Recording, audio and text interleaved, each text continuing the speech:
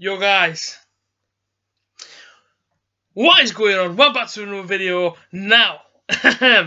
First leg of the playoffs down at Riverside this Saturday. Tea time kick-off, I believe kicks off around 5:15. Yeah. Oh man, if I wasn't feeling the nerves I feel them now doing this preview, I have to talk about this game. Ladies and gentlemen, I'm nervous, man. I'm nervous, I'm excited. I'm scared. I don't know. I'm feeling every single emotion at the minute leading into this big game. It's massive, and it's massive that Borough got the first game. Obviously, I've been in the first leg at home. Well, truthfully, I would have preferred to have the second leg at home, and obviously the first leg at Aston Villa. But listen, that's the way it's gone. We have to go to Villa Park for the third time this season. As you can see, the tickets are behind me. That's the one from the Championship there, and that's the one from the Cup the week after. And like I say, Villa Park. Nice stadium. I really like Villa Park. I do enjoy going there. I say this season was the first time I ever got the chance to go to Villa Park. And when I went to be fair, from the outside of it, I thought this is pretty big. But I went on the inside of it and opposite the away end, I don't know what the other stand is on this side by the tunnel. It's massive. It's huge, that stand, and you know it's a fantastic stadium for a game of football. So I can't wait to get inside of it. Obviously next Tuesday, 2,000 Borough fans. Yeah, the allocation, I would have probably preferred more as a Borough fan, but listen, that's how much we've got to give Aston Villa fans. That's how much they give us, so fair play, no worries. Like I say, I'm sure the Borough fans will bring the noise, as well as Aston Villa fans, like I say. Really excited. If there's any Aston Villa fans out there that go into the match on Saturday, comment down below, let me know. I've got my notes next to me here, as we come up against Aston Villa now. Very good team, and we've obviously seen this year in the Championship. You know, these are in the playoffs for a reason. That's because they're a very strong attacking side, very strong attacking side. Like I say, I'm going to talk about everything about them. But first of all, I'll touch on Steve Bruce and basically his honours with other teams in and around the playoffs. As you know, the manager of Aston Villa, as I've just said, is Steve Bruce. They play at the stadium Villa Park.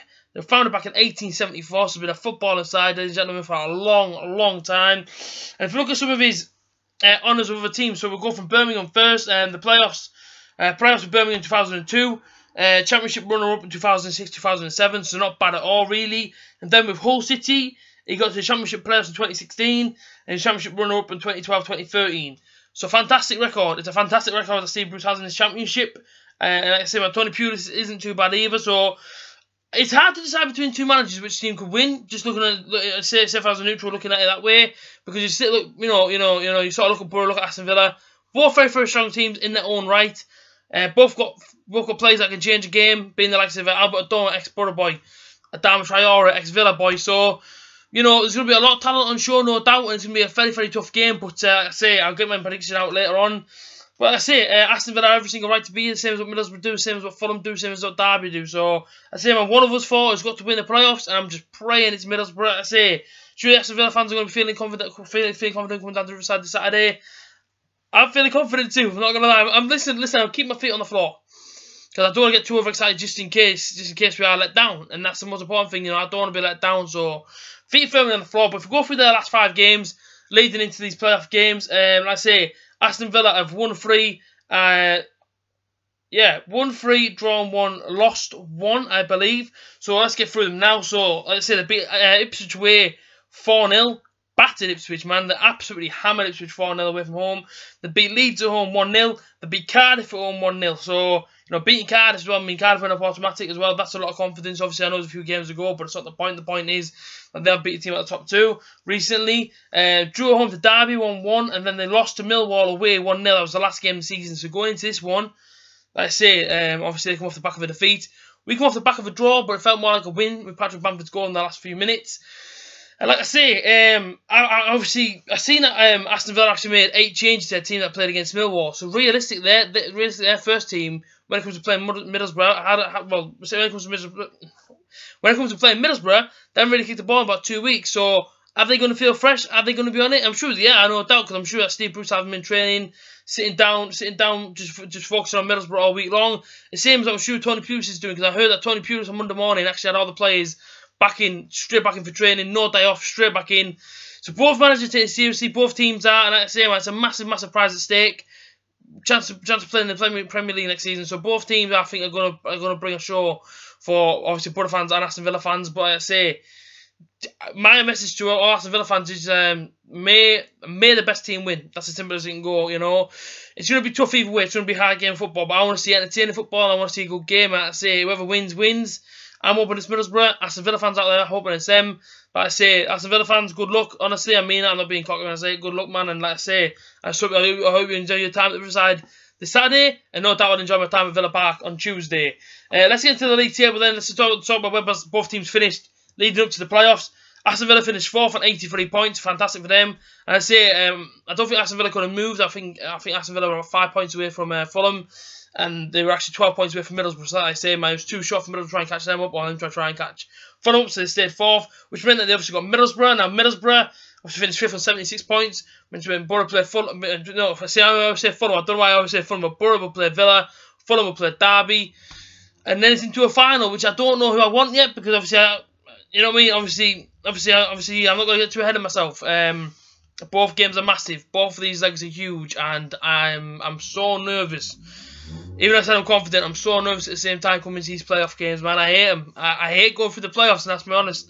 It may be an absolutely honest with you. I absolutely hate going through the playoffs. It's just, you know, if Borough get knocked out in that second leg against Aston Villa, like I say, man, back at work the next day, I'm going to be absolutely gutted. I'm not going to lie, I'm going to be absolutely devastated at work.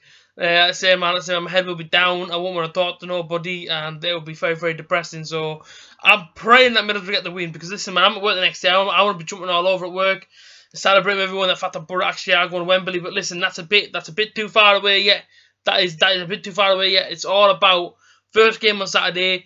Borough have got to bring it, man. Listen, at home as well. If Borough don't take the advantage there, we could be made to pay for it. So, like I say, Aston Villa, they're a tough team. Borough know everything about Aston Villa, you know. Especially in the cup game, I know Borough played them in the league at their place, ended 0-0. 2 senders off to Lansbury got it later on after Traore went off early for that tackle on the touchline, which obviously got overturned. And so did Lansbury's. Actually, yeah. Oh yeah, I think Traore had to serve his match ban, but I think Lansbury's got overturned. And like I say, it's one of them, you know. Especially in the league game where it ended 0-0. Villa had chances, Borough had chances, but like I say, it could not be broken down at home. Back here, later on, Aston Villa snatched the win, so it's going to be a lot tougher for both teams, I think, you know. I don't think Aston Villa could underestimate Borough. I don't think Borough can underestimate Aston Villa. You know, you look at Aston Villa's team. I mean, I go through some top goal scorers now for Aston Villa. They've got the likes of Albert Adom, obviously ex-Borough boy. He's got 15 goals this season, and the guy ain't even a striker. He's got 15 goals and 6 assists. The next one is I don't know how to say his name. Hurricane? I apologise if I got that wrong. He's got 11 goals and 2 assists. And then Hogan, 9 goals and 2 assists. So these guys can score as well as assist goals as well. And I say Albert Adom's record's mad. 15 goals for a winger. It's crazy. But I say it shows that anyone on the field can score goals for Aston Villa.